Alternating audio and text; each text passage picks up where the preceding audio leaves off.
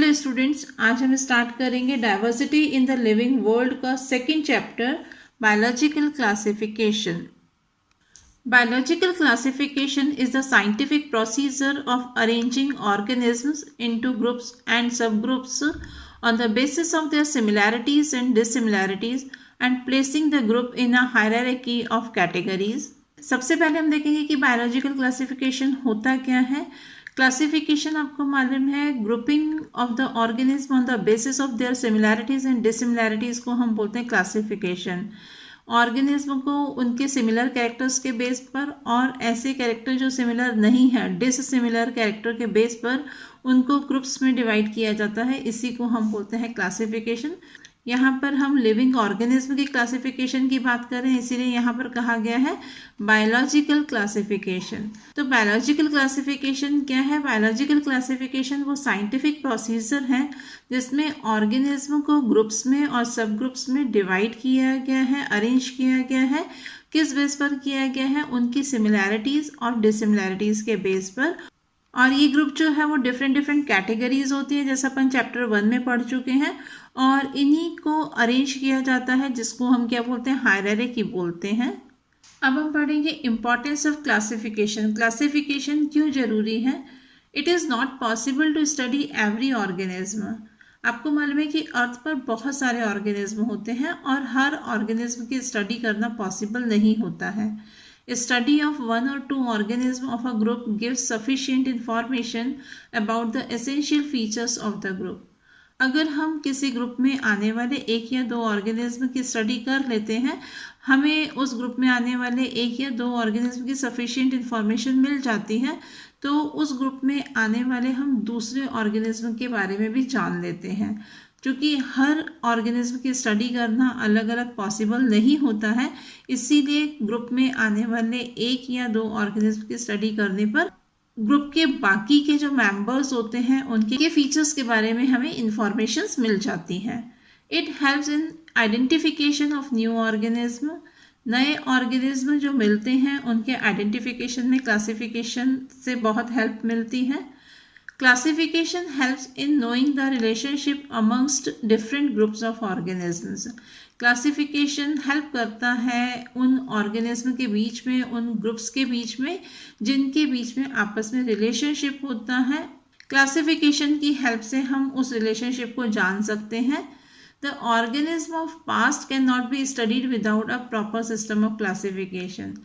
Past में जो organism थे उनकी study हम क्लासिफिकेशन के एक प्रॉपर सिस्टम के बिना नहीं कर सकते हैं. अगर हम क्लासिफिकेशन सिस्टम की बात करें तो बायोलॉजी में क्लासिफिकेशन को 3 सिस्टम्स में डिवाइड किया गया है. फर्स्ट सिस्टम है artificial system of classification, second है नेचुरल सिस्टम ऑफ क्लासिफिकेशन और थर्ड है phylogenetic system of classification.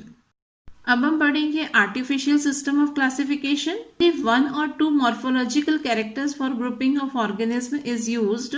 Classification के इस सिस्टम में, आर्टिफिशियल सिस्टम ऑफ क्लासिफिकेशन में मॉर्फोलॉजिकल कैरेक्टर्स को बेस मान करके ऑर्गेनिज्म को क्लासिफाई किया जाता है.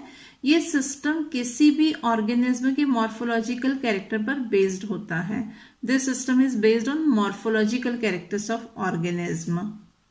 ऑर्गेनिज्म की ग्रुपिंग केवल एक या दो मॉर्फोलॉजिकल कैरेक्टर के बेस पर की गई है इस क्लासिफिकेशन में. जैसे flowering and non flowering plants, ऐसे प्लांट जिनमें फ्लावर लगते हैं वो फ्लावरिंग प्लांट है, जिनमें फ्लावर नहीं लगते हैं वो नॉन फ्लावरिंग प्लांट्स होते हैं. Enaima and anaima. Enaima means red blooded organism and anaima means organism without red blood. इसमें हम पढ़ते हैं के अलावा लीनियस का क्लासिफिकेशन जो है वो भी आर्टिफिशियल सिस्टम ऑफ क्लासिफिकेशन होता है. थियोफेरेस्टस का क्लासिफिकेशन जो है वो भी आर्टिफिशियल सिस्टम ऑफ क्लासिफिकेशन है. और अगर हम लीनियस के क्लासिफिकेशन की बात करें तो लीनियस का जो क्लासिफिकेशन था ये बेस्ड था स्टेमेन के कैरेक्टर्स पर. स्टेमेन आप जानते हैं कि फ्लावर का जो मेल रिप्रोडक्टिव पार्ट होता है एंड्रोशियम, उसके इंडिविजुअल को हम क्या बोलते हैं? स्टेमेन बोलते हैं. जिसमें अगर हम इसका स्ट्रक्चर देखें तो इसमें एंथर और फिलामेंट होता है. क्योंकि लीनियस का क्लासिफिकेशन जो है वो स्टेमेन के कैरेक्टर्स पर बेस्ड था, इसीलिए लीनियस के क्लासिफिकेशन को सेक्सुअल सिस्टम ऑफ क्लासिफिकेशन भी कहा जाता है। फ्लावर के स्टेमेन पर बेस्ड था लीनियस का आर्टिफिशियल सिस्टम ऑफ क्लासिफिकेशन। अब हम पढ़ेंगे natural system of classification takes into consideration comparable study of a number of characters so as to bring out natural similarities and dissimilarities and hence natural relationships among the organism। Classification के इस system में जितने भी naturally present किसी भी organism में चीज़ें होती हैं उन सबको कंसीडर किया गया है और जो नेचुरल कैरेक्टरिस्टिक्स प्रेजेंट हैं उन नेचुरल कैरेक्टरिस्टिक्स में कितनी सिमिलैरिटीज़ हैं कितनी डिसिमिलैरिटीज़ है, मीन्स जो ऑर्गेनिज्म हैं उन ऑर्गेनिज्म के जो नेचुरल कैरेक्टर्स हैं वो कितने सिमिलर हैं और कौन कौन से कैरेक्टर्स जो हैं वो सिमिलर नहीं हैं, उनमें क्या नेचुरल रिलेशनशिप है ऑर्गेनिज्म के बीच में, इस बेस पर इस क्लासिफिकेशन को दिया गया है। सकते हैं कि नेचुरली किसी भी प्लांट में कौन कौन सी चीज़ें पाई जाती हैं, क्या क्या है, इन सारी बातों पर ये क्लासिफिकेशन बेस्ड है। इस सिस्टम में एक्सटर्नल कैरेक्टर्स के साथ साथ में इंटरनल कैरेक्टर्स को भी इंक्लूड किया गया है। एक्सटर्नल कैरेक्टर की बात करें तो हम प्लांट बाहर से कैसा दिखता है, उसकी हाइट कैसी है, उसकी लीव्स कैसी हैं, इन सब चीज़ों को हम पढ़ते हैं एक्सटर्नल कैरेक्टरिस्टिक्स में या एक्सटर्नल फीचर्स में। और अगर हम इंटरनली कैरेक्टर्स की बात करें तो जैसे हम उसके अल्ट्रा स्ट्रक्चर अगर देखें कि अल्ट्रा स्ट्रक्चर कैसा होगा, अल्ट्रा स्ट्रक्चर का मतलब होता है कि माइक्रोस्कोप से देखने पर जो स्ट्रक्चर दिखता है उसको हम क्या बोलते हैं, अल्ट्रा स्ट्रक्चर बोलते हैं। साथ में उसकी एनाटॉमी क्या है, इंटरनल स्ट्रक्चर जो है वो क्या है, उसकी एम्ब्रियोलॉजी क्या है, मीन्स उसमें एम्ब्रियो जो बनता है वो किस तरह से बनता है, या हम उसकी फाइटोकेमिस्ट्री क्या है। फाइटोकेमिस्ट्री का मतलब होता है कि उन ऑर्गेनिज्म में कौन कौन से केमिकल्स प्रेजेंट होते हैं। ये वो सब कैरेक्टरिस्टिक्स होते हैं जिनको लिया गया था प्लांट्स को क्लासिफाई करने के लिए। एक तरह से हम बोल सकते हैं कि this classification is based on external as well as internal structure of plant. और अगर हम ये नेचुरल सिस्टम ऑफ क्लासिफिकेशन की बात करें तो इस तरह के कैरेक्टरिस्टिक्स जो हम बात कर रहे हैं हमें सिर्फ प्लांट्स में देखने को मिलते हैं, वो भी एंजियोस्पर्मिक प्लांट में जिनमें फ्लावर्स प्रेजेंट होते हैं।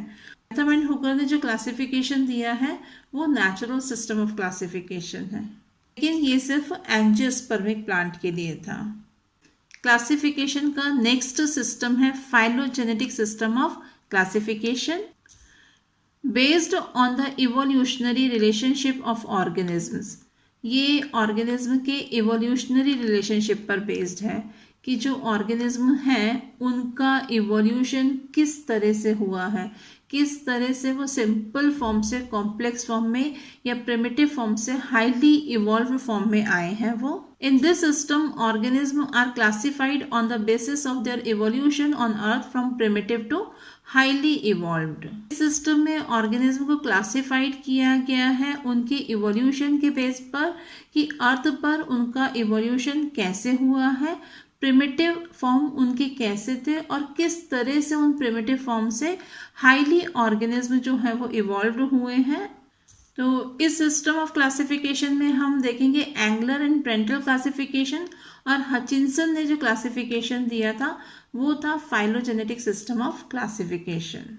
Depending upon the type of system of classification organism are classified into following kingdom system.